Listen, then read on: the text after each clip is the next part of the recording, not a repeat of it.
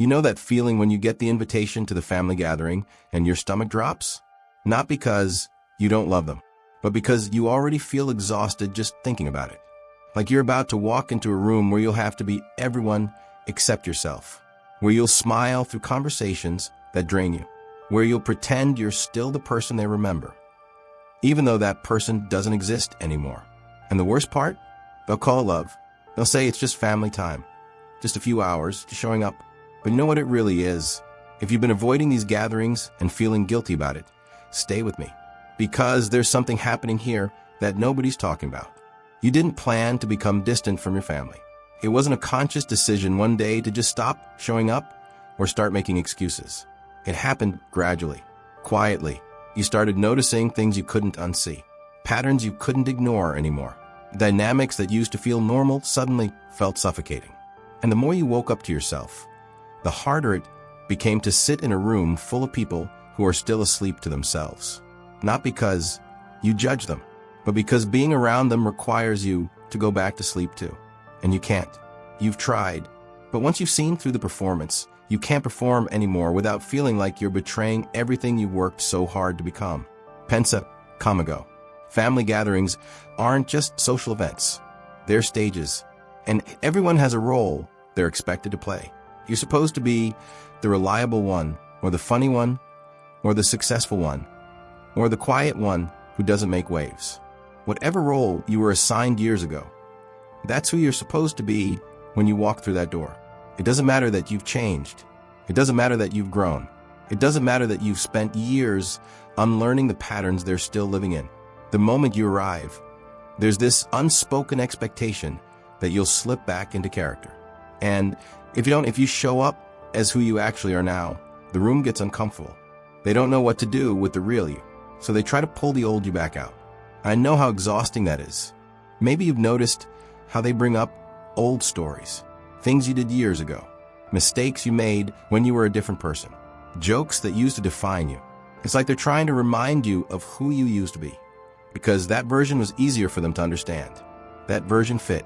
That version didn't challenge anything. That version didn't make them question their own choices by simply existing differently. But you're not that person anymore. And every time they try to pull you back into that old identity, you feel it. That tightness in your chest. That exhaustion that has nothing to do with how much sleep you got. That feeling of being erased while you're still standing right there in front of them. Here's what you need to understand. That exhaustion you feel, that resistance that comes up every time there's a family event. It's not you being antisocial. It's not you being broken. It's your soul telling you that something about these interactions is fundamentally incompatible with who you've become. And once you understand why the people who raised you now feel like strangers, why home now feels like a performance you can't sustain, everything starts making sense. And then there's the energy drain, the vampirism that nobody acknowledges because it's wrapped in the language of love. They call it caring. They call it family. They call it just wanting to spend time together. But what it actually feels like is being plugged into a dozen different outlets all at once, each one pulling something from you. Your attention, your validation, your agreement, your performance of normalcy, your reassurance that they're doing fine, that their choices are good, that nothing needs to change. They need you to reflect back to them that the way they're living is working. And when you can't do that anymore, when your very presence has become a mirror that shows them what they don't want to see, they don't thank you for your honesty. They resent you for your evolution. The conversations never go deep. It's all surface. Weather, work, plans, complaints about people who aren't in the room. The same stories told the same way. The same dynamics playing out on repeat.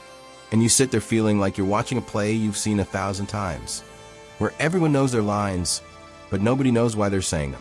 You try to bring up something real, something meaningful, something that actually matters to you now. And the room goes quiet, or worse, they change the subject. Because depth makes them uncomfortable. Truth makes them defensive. Growth makes them feel judged. So they keep it light. They keep it safe. They keep it exactly the same as it's always been. And you keep getting smaller and quieter until you're barely there at all. There's a specific kind of loneliness that comes from being surrounded by family and feeling completely alone. It's different from being alone by yourself. When you're physically alone, at least you have yourself. You have your truth. You have the freedom to be exactly who you are without performing. But when you're surrounded by family and still feeling that isolation, it's because you're there in body but not in spirit. You're present but not participating. You're watching yourself go through the motions while the real you is somewhere else entirely, waiting for permission to come back out. And that permission never comes. Because the version of you they want isn't the version you've become. Not Alan Watts used to talk about how we create these invisible prisons out of expectations. Each expectation is a bar in a cage. Your parents wanted you to be successful in a very specific way. Society said you needed to look a certain way, behave a certain way, achieve certain things by a certain age. More bars. And then you have your own expectations that you absorb from them. You should be strong, productive, never complain, never fail. And suddenly you're in a cage you built yourself with other people's hands. And family gatherings? They're like walking back into that cage voluntarily, sitting down, locking the door from the inside, and pretending you're free. But here's what makes it unbearable now. You've tasted what it's like outside that cage. You felt what it's like to be yourself without apologizing, to make choices that are actually yours, to live authentically even when it disappoints people. And once you've tasted that freedom, going back into the cage, even for a few hours, feels like suffocation. Your nervous system knows the difference now. Your body keeps score, and it's screaming at you to stop betraying yourself just to keep everyone else comfortable. Maybe the hardest part is the guilt, the voice in your head that says you should be grateful. They're your family. They love you. They want to see you. What kind of person pulls away from that? What kind of person finds excuses not to show up?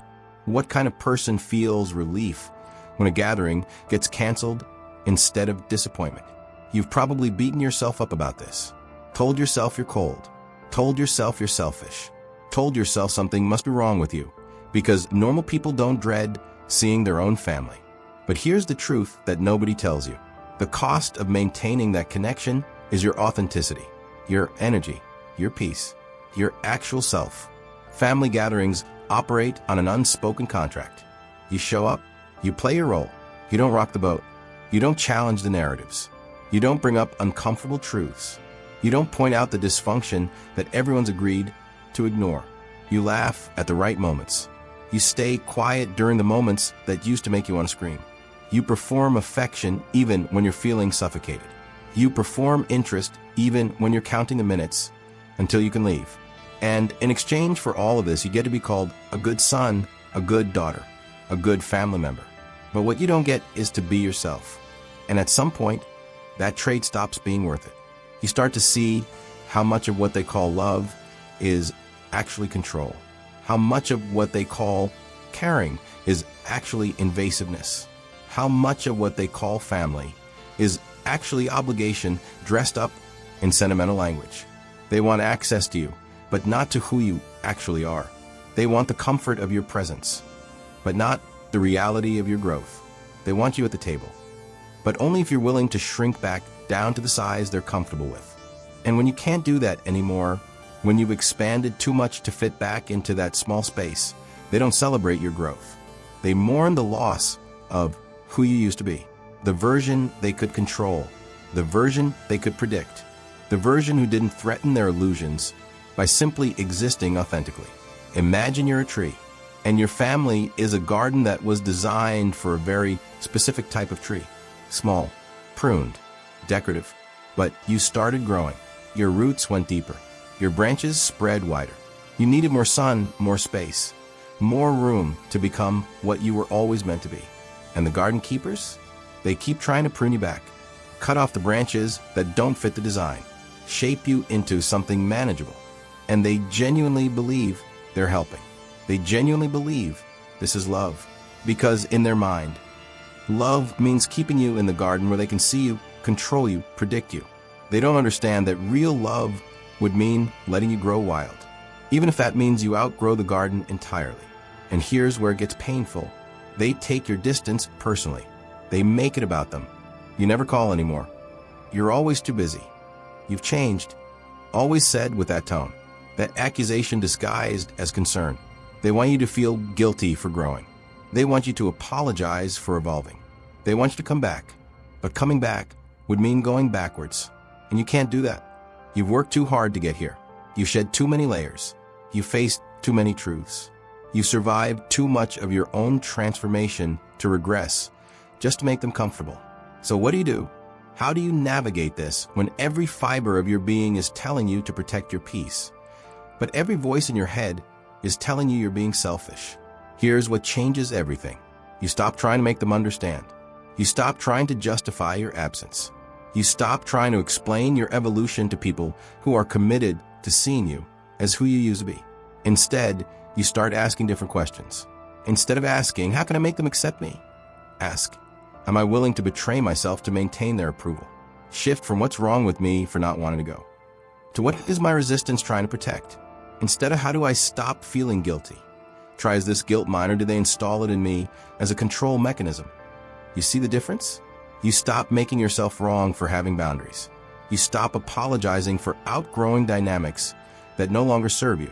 And here's a practice, just for one gathering where you give yourself permission to notice without judgment. Notice how your body feels when you walk in. Notice the tightness. Notice which conversations make the exhaustion worse. Notice who drains you and who doesn't. Notice when you feel like you can breathe and when you feel like you're suffocating. Your body is giving you data, and that data is more honest than any guilt trip they could ever give you. That data is showing you exactly why you can't participate the way you used to. Not because you're cold, not because you don't care, but because you finally care about yourself enough to notice the cost. Because here's the truth about family dynamics. They need you to stay the same because your sameness confirms their choices. If you stay stuck, they don't have to question why they're stuck.